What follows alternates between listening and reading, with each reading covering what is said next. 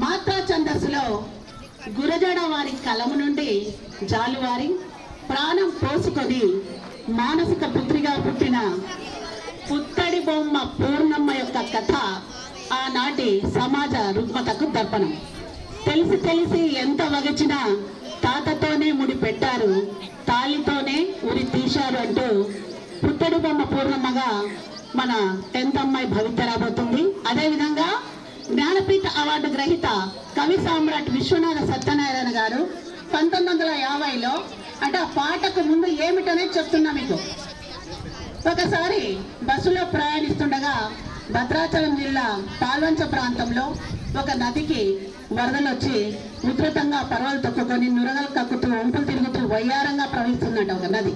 వారి బస్సు ఆ నదిని దాటాల్సి ఉందట. వరదల కారణంగా వారి బస్సు 4-5 గంటలు అక్కడే ఉండాల్సి వచ్చింది.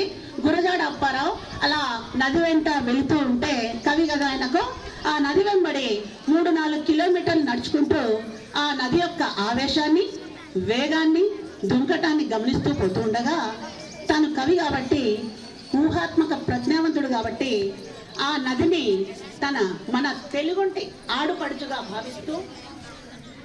భావించి ఊహించి ఆ నదికి అక్కడే నది మధ్యలో ఉన్న ఎత్తైన కొండను భర్తగా భావించి ఆ ప్రక్కనే ఉన్న అడ్డుగా ఉండే ప్రయాణాన్ని అడ్డుకుంటున్న పర్వతాన్ని వేధించే అత్తగా భావించి చేతగాని భర్తను చూసి కొడుకు దశను దాటి మగడు కాలేని ఒక పడుచువాడికి తగని గడుసు ఇల్లాలిని అంటూ కిన్నసాని పాత్రను మన హర్ష ముందుకు రాబోతుంది. అదేవిధంగా నండూరి వెంకట సుబ్బారావు గారి వెంకి పాటలు స్వచ్ఛమైన స్ఫటిక సదృశ్యమైన గ్రామీణ యువతీ యువకుల ప్రణయ భావనకు ప్రతీకలు. నండూరి వారి పల్లె జీవుల ప్రాకృతిక ప్రపంచపు ప్రణయ సౌరభాలను ఎంకి నాయుడు బావల పాత్రల పాటల ద్వారా మనకు అందించారు. 1926లో రాసిన ఈ పాటల్లో ఈ పల్లెవాసుల ప్రాకృతిక ప్రణయ భావనలు సుమనోహరంగా వర్ణించబడ్డాయి. ఆ మందార మకరందమాలలోని కమ్మని పాటల్లో ఒదిగిన ఎంకి ప్రాణం పోసుకొని మన రజనీ రూపంలో మన ముందుకు వస్తున్నారు. ఈ మహాకవుల మానసిక పుత్రికలు పుత్తడి బొమ్మ పూర్ణమ్మ, కిందరసాని ఎంకి పాత్రలో మయూరి సాంగ్ లోని ఒక మంచి సందేశాత్మక పాటతో రాబోతున్నారు. అదామ వేగం.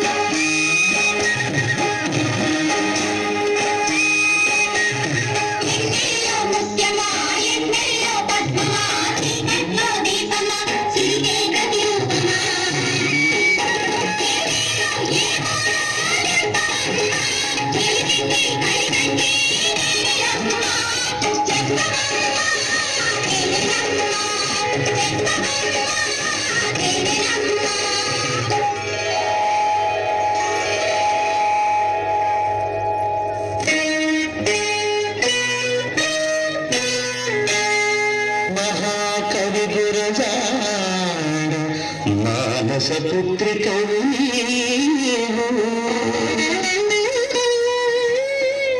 పుత్తడి బొమ్మవా పూర్ణమ్మవా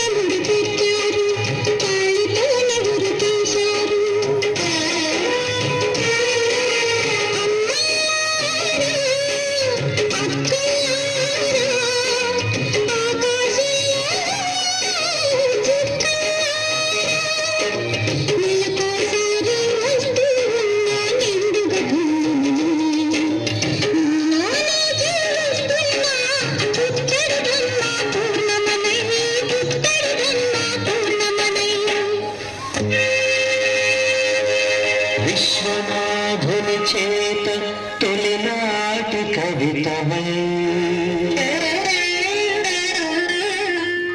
విరితేనియలు పొంగు చెలయేటి వనితవై